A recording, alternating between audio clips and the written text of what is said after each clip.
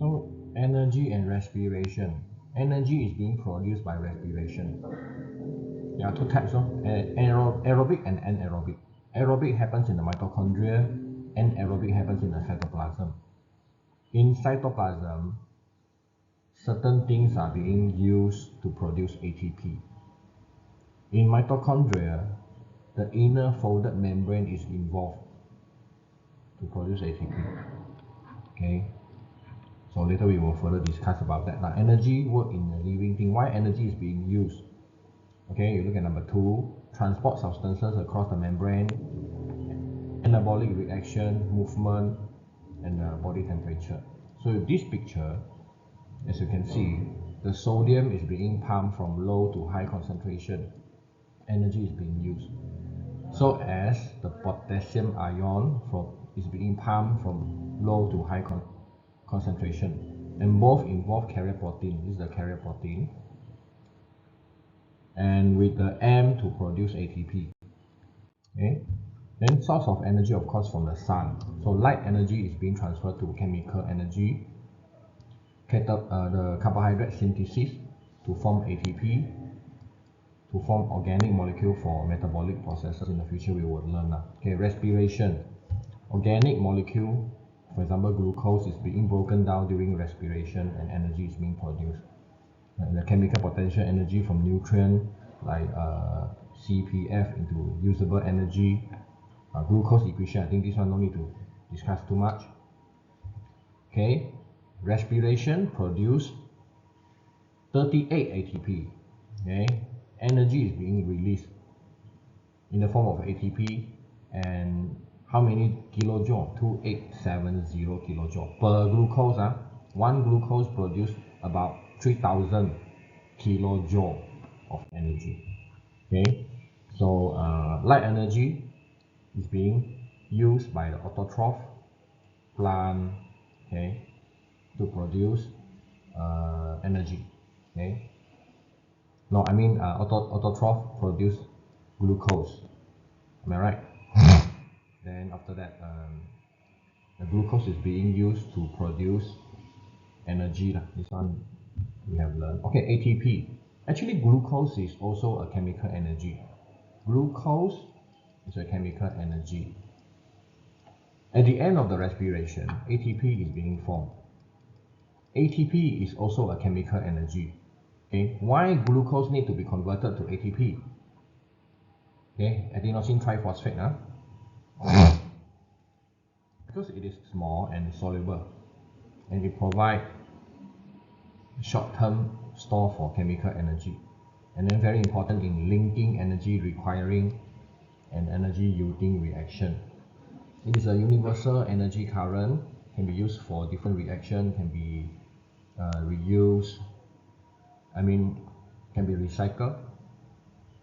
Hydrolysis of ATP can be carried out quickly and easily. Hydrolysis means breaking down, so it can be done easily. So ATP become ADP plus P, and it can be done easily and quickly, and it's a useful quantity of energy is released from hydrolysis of one ATP molecule. Reduce waste, and it provides stable condition at a cellular pH level. Okay, the structure. Okay, I think this one AS we have learned. ATP actually look like a nucleotide, but it's a phosphorylated nucleotide. What does it mean? Later I will show you the picture. Okay, nucleotide is formed by a ribose sugar, adenine base, and 3-phosphate group. Okay, what does it mean? So you look at this one. This is a nucleotide. Okay, this is a ribose sugar. Adenine base means this is A. We have GATC, but this is A for ATP. Adenine base, and 3-phosphate group. Instead of 1 phosphate group, it has 3 phosphate group. Phosphorylated. Phosphorylation means phosphate group is being added. Okay, being added. So 2 phosphate group is being added into a nucleotide to form ATP. And what is the difference between ribose and deoxyribose for your information? Okay, because ATP, The sugar involved is ribose sugar. Actually, that is the one of and the only one difference. Ribose sugar has oxygen here, but deoxyribose has no oxygen at this place. Okay, at this place.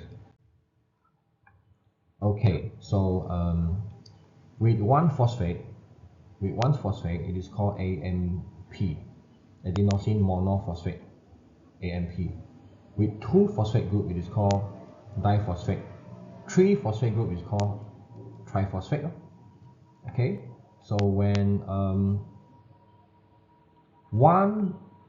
this is ATP, ATP, and here there are three phosphate group. When one is broken down, so energy is being released. So 30.5 kilojoule is being produced. Okay, so when one is being broken down again, another 30.5 kilojoule is being produced. And if the last phosphate group is being broken down from the AMP, so 14.2 kilojoule is being produced. ATP synthesis, humans use more than 50 kilogram of ATP in a day, but our body only will have 200 gram ATP.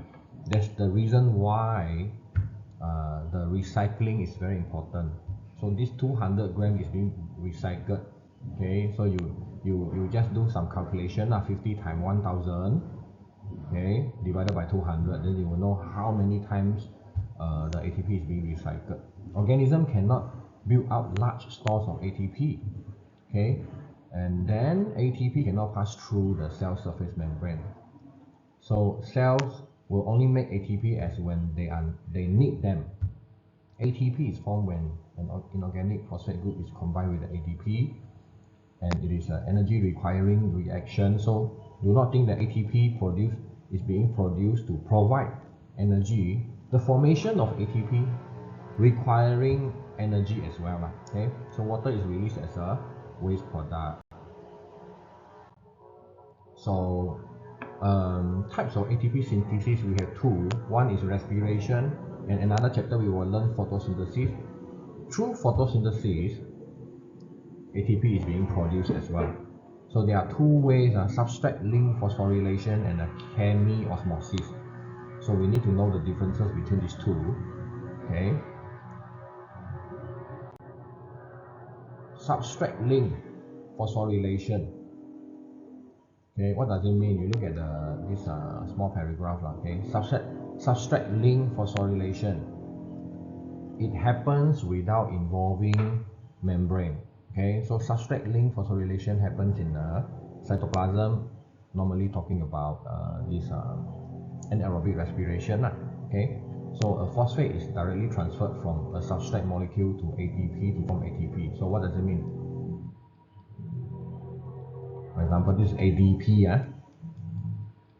ADP.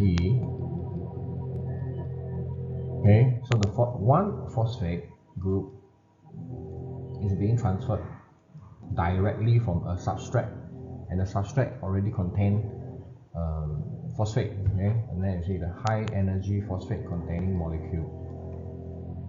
Okay, so of course it is for example, this is a substrate. Okay, with phosphate group here is being transferred to the ADP to form ATP. Of course, this process needs the help of enzyme. Okay, so energy is required in the reaction. Like I said, this process from ADP to ATP, energy is needed. Okay, we will further discuss. Don't worry. So occur in the cytoplasm. Substrate link occur in the cytoplasm, and also in the matrix of the mitochondria. Only small amount of ATP synthesized. That's why anaerobic respiration produces a little bit of energy compared to the aerobic respiration. It produces about 4 to 6 ATP per glucose. So what about the chemiosmosis? Involved in proton or hydrogen ion, okay, gradient across a membrane. Takes place in the across the inner membrane of mitochondria and also the thylakoid membrane of the chloroplast. Okay, so this one we will further discuss. Okay, so this one, this is actually explaining this diagram lah. Okay, so we skip first. This one also skip. So these two are this diagram is talking about the differences between substrate link and also the chemi-osmosis. This one also we skip. We directly go to the past year question. Okay.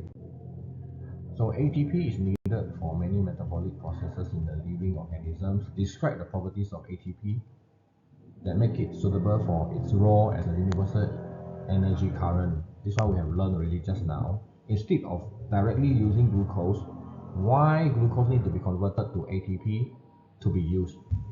That's like a big car battery is being converted to small AAA battery to be used, right? So because this ATP is water soluble, easily transported around the cell, ATP loss 1P hydrolyzed by the ATPase enzyme to release energy immediately, and then it can be recycled. Okay. Suggest why ATP is needed for protein synthesis. Okay. Protein synthesis. Proteins is formed by amino acids. Okay. So we look at the answer. So energy is needed to unwind the DNA, activate the RNA nucleotide to produce mRNA. Okay. And the peptide bond is being formed at any valid point. Okay. I think that's all.